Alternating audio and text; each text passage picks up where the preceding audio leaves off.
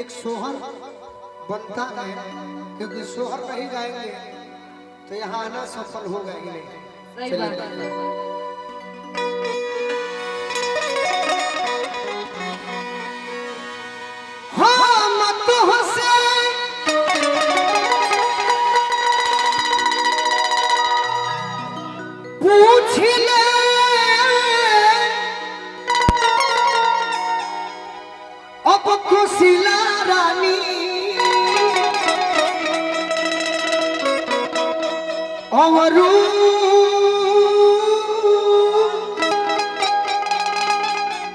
सुमित्रा रानी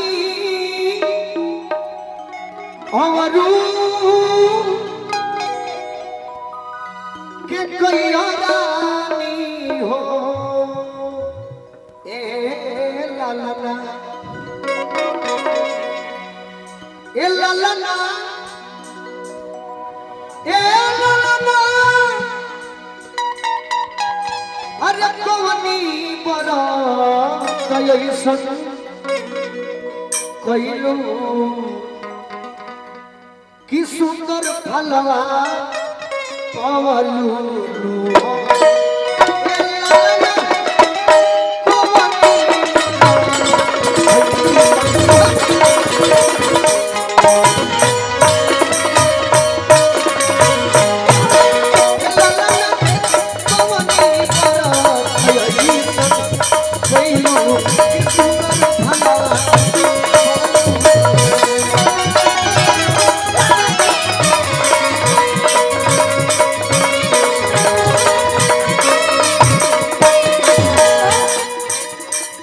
भोजपुरी खिलवाड़ ना इसमें मजाक मत करो। हम तुझसे पूछिले कुशीला रानी, हम तुझसे पूछी हम तुझसे पूछिले कुशीला रानी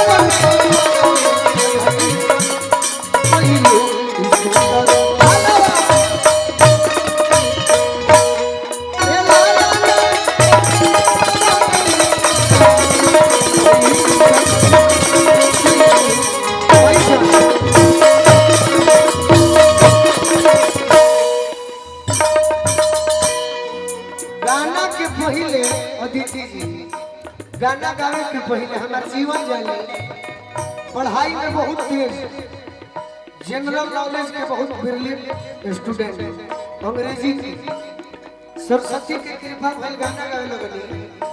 बाकी संगीत से जुड़ाव रहे, हमार गांव जुड़ल, हमार मनोज भैया, हमार बाबू जी तो नाच देखे हम जाई बारात में,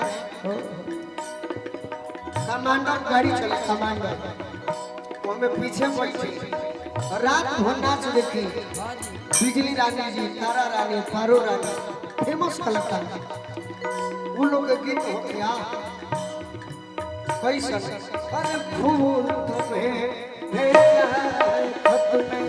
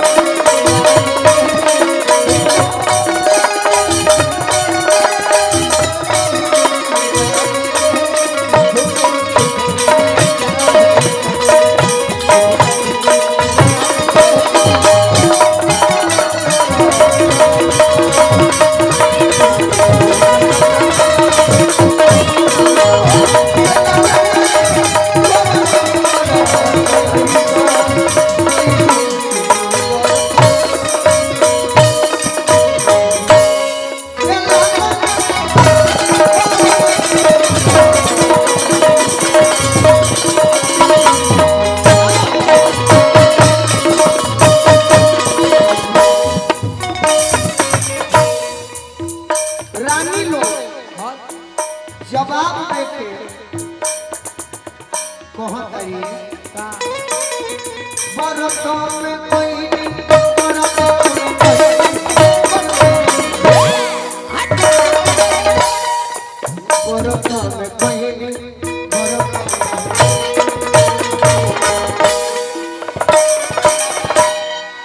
बरतों में कोई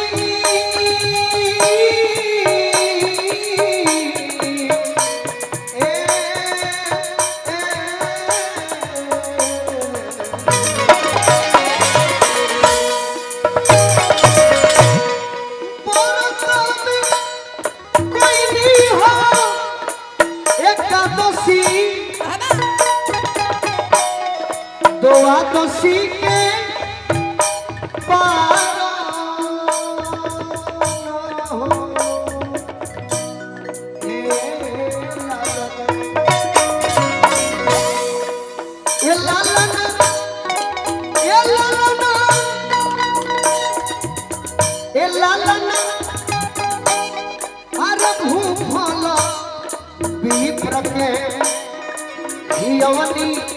की सुंदर भलवा